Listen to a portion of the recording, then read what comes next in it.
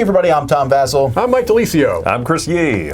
Today we're talking about a game that I didn't even know existed a month or so ago, and that game is Rebuilding Seattle. So this is after a great fire of 1889. There's a lot of great fires in the late 1800s, I'm finding. Yes. Codes weren't the same back then. There's a lot of cows kicking over lanterns. So in this game, you are rebuilding Seattle, something you're going to forget really quickly once you start playing because you're thinking more about the... This is a game, I think, where the mechanisms kind of show themselves through the theme. Yes, it's a nice. Well, I don't know if "nice" is the right word. It's you're rebuilding Seattle. It's a What's wrong good with that? theme, but yes, the theme is not forward in the game. It's a polyomino game, but a different one of sorts because placing the shapes is not. Well, you know what? I'm gonna let Mike show you. There we go. Okay, here we see Rebuilding Seattle. The goal of the game is to have the most victory points, represented by these stars, at the end of 3 rounds of play. Every player is going to start off with a district board that you see here, or district mat, and these are slightly asymmetric for the different districts in the game. They're going to have slightly different things going on, particularly in their laws. So everyone's going to get one of those at the beginning of the game. As you can see, they're slightly different. Not terribly, but slightly so. And everyone's going to get a starting neighborhood tile, which is also slightly unique depending upon which one you get. And the starting neighborhood is also going to determine where you begin on these amenity tracks. Okay? On your turn, you're going to be doing one of 3 things. Let's look at this little round summary card. We're going to skip this increase because that's something that would happen at the beginning of a round, but you don't have to do that in the first round. Everyone starts with 11 population. You can see represented by that little meeple right there. All right. On your turn, you're going to do one of 3 things. You're either going to buy a suburb tile and or a building, or activate an event, or enact a law. So let's talk about those 3 things briefly, one by one. The first thing you could do is buy a suburb tile and or a building. So these are the suburb tiles. You can see there's a stack of them here. These are double-sided, and when you buy one, you can pick whatever side you want. They're $4. When you get one of those, you just have to place it adjacent to one other tile, either your neighborhood tile or another suburb tile. They can just go pretty much in any orientation as long as they're not like overlapping. You can't overlap the other boards, but you do want them to be adjacent to one or another of these that you have here, okay? So one of those is $4, unless there's an event that changes that, but generally $4. And then you can also buy a building. So you see a display here, a market of buildings. Depending upon player count, you may have more and more of these. So like in a 3-player game, you'd have another one of these extension boards with a whole thing of cards. In a larger player count game, you're going to have even more of these to add. So potentially a whole lot of building tiles, or excuse me, building cards out there that you can get. The cost for them is all shown above the cards. And there are essentially 3 different types of cards that you'll buy. So here's one, for example. If I were to buy this one for $3, which is what it costs there, what I'm going to do is I'm going to get this associated building, this kind of orange T, polyomino, and it's going to increase my amenities in orange by 4, because if you look at the symbols there are 4 of them, and that's just a reminder. You'd move your cube over 4. This is what's called a profit phase card, and so this is saying for each profit phase, I'm going to score $1 per, I think it's entertainment, these kind of sale tag tiles, not per symbol, per tile. And I'll show you what that means in a second. But let's say I bought this card. What I would do is then get that associated building. Here you see the 4 orange. And I would place that somewhere on my neighborhood tile or onto one of the suburb tiles I may have bought.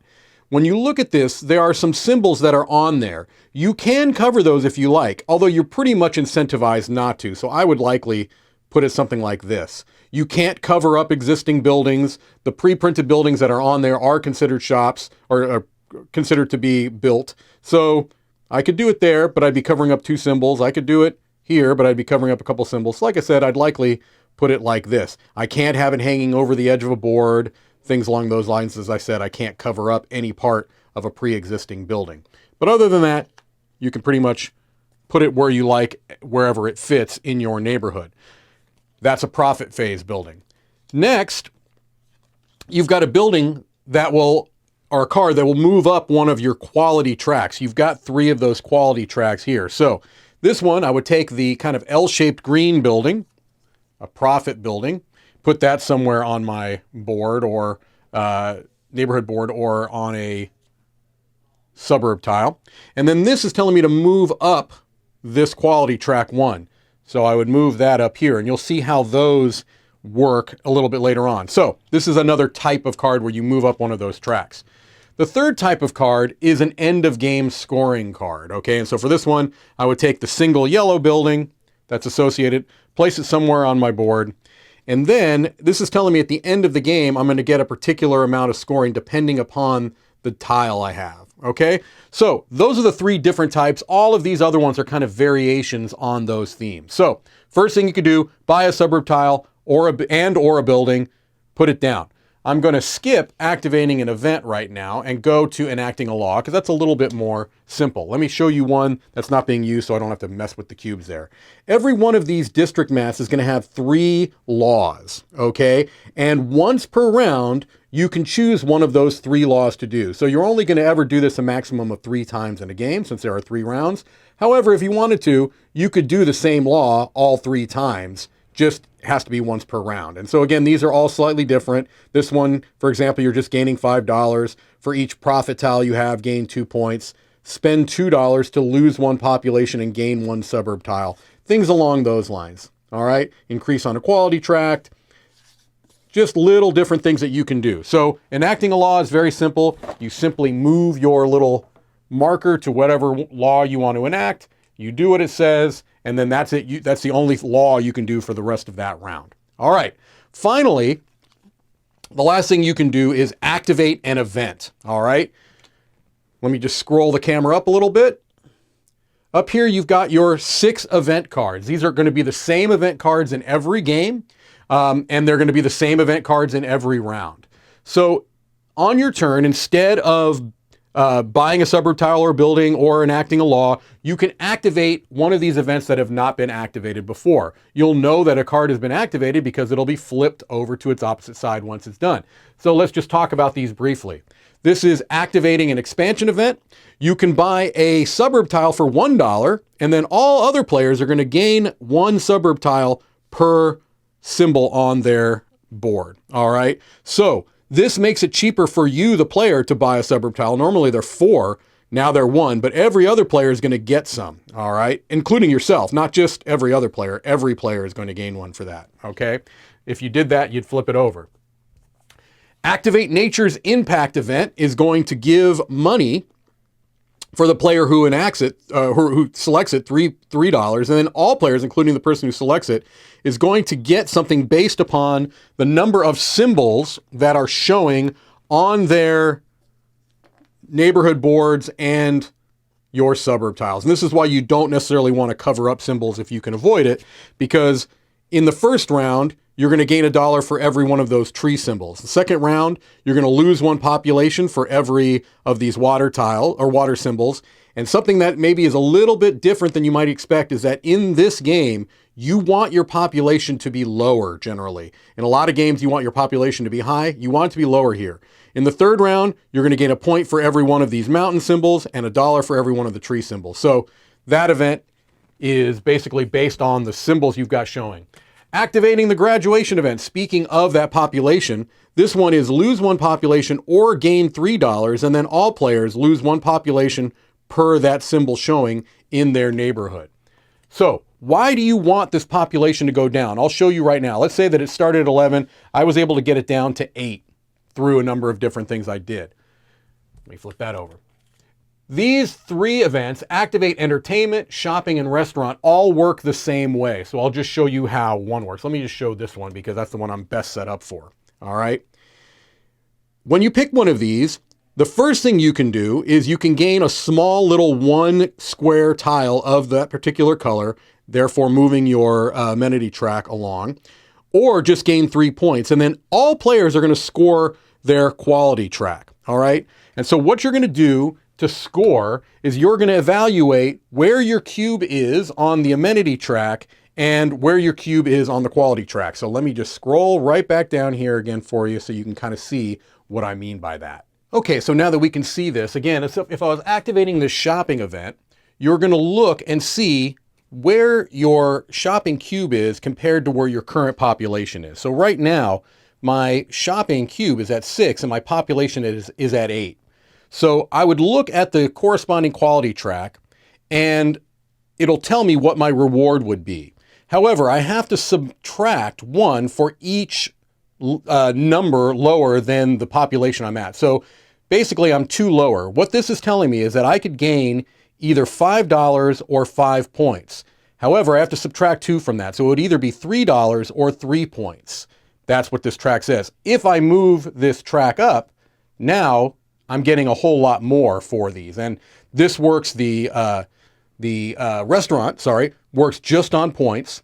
Shopping gives you points or money, whereas entertainment is going to give you points and money. All right. And so all of these event cards work exactly the same way. You're just triggering those 3 different events: entertainment, shopping, or restaurant.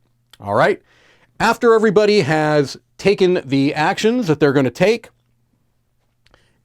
and flipped over all of those event cards, once all of those event cards have been flipped over, that's going to signal the end of a round. All right. Then you get to the profit. You earn $5 for each of the profit symbols that you have in your neighborhood, and then you earn money for any profit phase cards that you may have gotten earlier in the game. Example like that one I showed you before right there. Okay? Then you're going to do some cleanup, resetting things, and you're set up for round 2. Round 2 is going to add population, 12 to wherever it currently is. Round 3 is going to add another 12, and you're going to bring out a new set of cards each round. Okay, so each round has its own deck of cards. You'll clear these out and put those out. You also have these landmark tiles and cards that you were given at the beginning of the game. You had 3 that you were dealt. You'll choose 2 of those 3. These are expensive to put out there and they're large, but they're going to give you some end game scoring, for example, like this one gives you potentially a whole lot of points at the end of the game, and there's the corresponding building you'd have to place.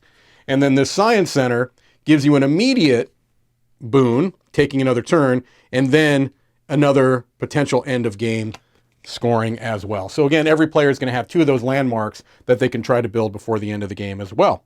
After 3 rounds, you total up your scores. There are some end game scorings with money and things along those lines, but whoever has the most points at the end of the game wins. Let's head back over and let you know what we think.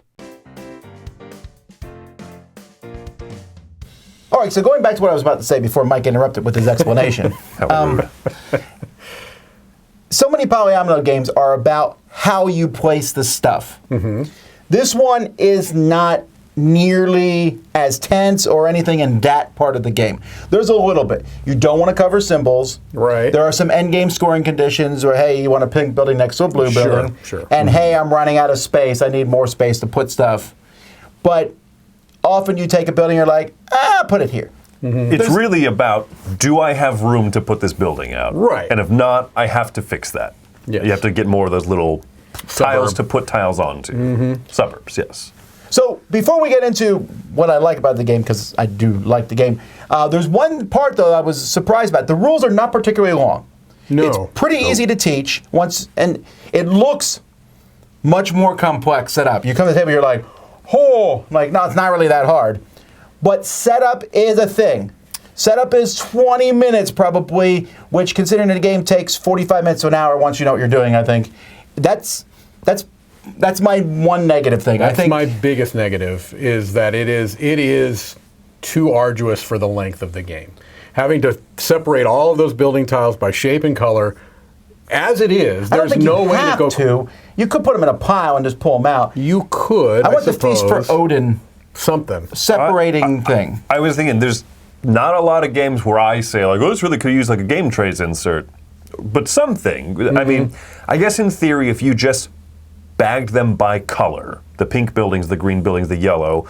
When you say, hey, I'm building the yellow 2-size building, that's true. I guess that would make it faster. You could. But yeah. The point is that it is arduous setup for a game of this length. I would agree. It's surprisingly fast. It's you taught it to us the first time I played it, and then when I had to look through the rule book, I flipped a few pages. Like, oh, that's it. It's a solo mode in the back of the book. And, you know, I mean, I was shocked actually that for the decision space, for the amount of stuff going on in the game, it's a very simple rule set, I think. It is, and I think a little bit of that is appearances can be deceiving, right? Because when you look at it on the table, especially with that massive array of cards, if you're playing anything beyond 2 players, you're going to have cards all over your table. Mini cards, sure, but cards. But once you wrap your head around the idea that essentially, and I mentioned this in the overview, there's really only 3 types of cards. Yes. That, I think, makes it a little bit less arduous, right? It looks daunting. It's not that complex of a game. A medium weight economic game, I would say. Well, I really love a lot of aspects of this game. For some reason, no one else is seeing it other than me, but this game reminds me a lot of Suburbia. Because in Suburbia, you take tiles and you place them, and they give you bonuses which affect other ones. And I felt like there's a lot of that in this. I'm taking orange buildings, and I'm moving the tracker up, but I'm also moving the value of the orange buildings up. And I like that combo-esque thing that you're doing. But what makes the game super interesting to me is that the players control when the game ends. It's such a fascinating aspect to me. That's always one of my favorite things in games is the player kind of having agency, players having agency in when a round ends or when a game ends. I talked about my least favorite part, which is the setup. My most favorite part of the game is that aspect, is the fact that the players have a lot of ability to kind of impact. And that's, to me, where the tension lies, because otherwise there's not a whole lot of tension that I feel in the game. It's like, oh, you took that card? All right, well, there's 15 other cards for me to choose from. You know, you did this? Well, the thing that I do feel the tension on is those event cards. Those 6 event cards. I don't want you to take the one I want when I want to take it, because timing is such a big element of those cards. So that's my favorite aspect of the game. Or let me build up a little bit more before. Right. I know you're going to activate the blue card this round or next round, so let me build up a little bit more before you do it. Yeah. I agree. That tension is one of the best parts of this game. The fact that I can. There's really only 3 things you can do on a turn, but each one of them, you can do the law, the little disc, you can buy a card, which is what you'll do most of the time. But that event card thing is kind of the most fun one, which is good because it's the one that should happen sort of not the least, but when it happens, it's very impactful. Yes.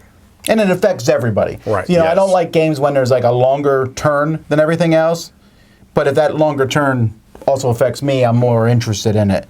And Chris mentioned the laws. I'm a big fan of the asymmetrical nature of the game. So if your first game, you take a random neighborhood and a random district, but after that, you draft them. So you're trying to draft a couple that work together. And then you also pick your starting buildings, and you're just so different than everybody else. But not different enough that honestly, you mean your landmark, the end of the landmarks, game. The special buildings, the landmarks, right. And those matter. Yeah, because they do. those landmarks, if you don't play your landmarks, you're probably not going to win. You want to get them out on the table. Yeah. So using your special powers and stuff, what are you going to do? Are you decreasing your population? Are you increasing your money? I feel like there's lots of cool strategies. You can pick one color and just make it as high. So whenever someone plays the orange, blue, or pink, you're going to rock that. You know, you're going to rock that color. Or you can be like, I just want to get money and cover a bunch of things. I don't know. I just feel like there's a lot of space to mess with in this game, but it doesn't overwhelm me either. I think it's overwhelming the first play because of what you're talking about, the card display. You're playing this with 4 players. You have 2 extra racks of cards out there, right? If you're playing with 2, you just have the one nice little display. Oh, that looks more manageable. You have to kind of decipher what all the cards mean at first. You have to understand the few types of cards there are, but it is just kind of it's just overwhelming. And then the population nomenclature. I was going to get to that, yeah. That is, it's not a huge negative, but it's hard to explain what that means. The fact that your cubes have to try to move up closer to the population. But one of the positive points of the game is reducing your population. They should have explained that better. That should have been unemployment, it should have been called, I think, or something. Slackers. Because some of that is what we bring into these games as hobby gamers. It may not be an issue as much for people that don't play games as much, but I don't think that's the audience for this. You're used to, if there's a population tracker, you want it higher. Almost almost across the board, I'm struggling to think of another game where you want to have less population. You want to Right. balance population in Sometimes. games, in Yeah, like yeah. big Civ games and Right, stuff. right. Which this is not. This is a No. very medium weight, fun, quick paced game. Yeah. But the naming of population, and then around that doing the math. Right. That That doesn't feel very elegant to me. I have to be honest with you. Those 3 scoring cards are the least elegant part of the game. It's like, okay, I have to just. It's not that complicated, but it's hard to wrap your head around. It's like, okay, I have to evaluate where my cube is to where the population is, and then subtract that from wherever I am on those tracks. I don't know if there's a better way to do it mechanically, but I didn't feel like it was a very elegant thing, and it definitely took some time to wrap my head around. This is one of the few times where I'm a big proponent of put cubes in games. Cubes work adequately. Maybe even just some symbology of you move up cubes on this track, but on the amenities track you have discs or something. So you could say cube level minus disc minus population difference. Something to make that. Yeah, I can see that. Little symbols would have helped there. I want to clarify. I grokked that super fast. It was did the not. other people at the table.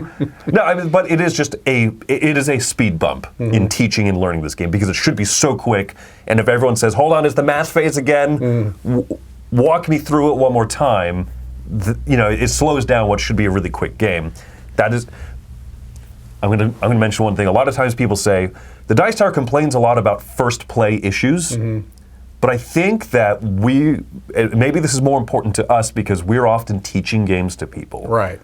To each other, to other people at conventions. So first game issues that are consistent first game issues for a lot of people are every play issues because there's often one new person at the table. I agree on that, right? Yeah, especially if you share games. Yeah. That's a good topic. I'll talk about that in the future. Thing. Yes, yeah, I'm on a roll today. What's your final thoughts? So my final thoughts are this is a game that I like. Okay, it's a game that I do like. I would play it if somebody recommended it. I don't know that I'm going to choose this over other economic style games in this weight. My first thing that comes to mind is Smartphone Inc., right? An economic game of this weight, of around this length. That's more along my kind of wheelhouse. Okay. So I like the game, don't love the game. I'm coming in at a 6.5. Just underneath a recommendation for me, because again, it's not one that I would recommend pulling off the shelf. If someone wants me to teach it to them, happy to teach it to them, especially because it's relatively quick and not that hard to teach with a couple of little things that trip you up. So 6.5. I'm coming in at an 8. I like this a Wow. lot. I really enjoy map kind of things, building up the polyomino, whatever. And like you said, this one feels different in that it's more just about, is there space? Hey, at some point in the game, I don't care about covering up water symbols anymore, so part of my map that was closed off is now kind of open up. It does some different things than I've seen other just straight up polyomino games do. It has a lot of mechanisms mixed into one kind of easygoing batch, which reminds me a little bit of actually Mombasa Sky Mines and the fact like, oh, I'm going to do this like... yeah, you're right. I'm going to do this sort of worker placement turn. I'm going to do this activation turn which benefits everybody. Now on my next turn, I'm going to buy a card and lay a building out kind of a turn. It's a lot of things mishmashed together, but I think it's done pretty smooth. I like the artwork. I like the look of it a lot. So it gets a pretty good recommendation from me, an 8. And I really love it. I'm giving it an 8.5. I don't know. It was for me, I went into it hoping to like it because even though I think there's too many polyomino games out there, I still like them, right? And I like city building. It's a good combo. But when I found out the polyomino thing was secondary, I realized there were tracks, and I love tracks. And I like the combo. Moving the blue track up, I'm getting more of that amenity, but I'm also making it more valuable. I like that back and forth. I've not played the game with 5, and I won't. Table space being the number one issue. Sure. But also, I do think the game gets better with fewer players. 2 and 3 is really where it's at. Just because you get to activate the event cards more often.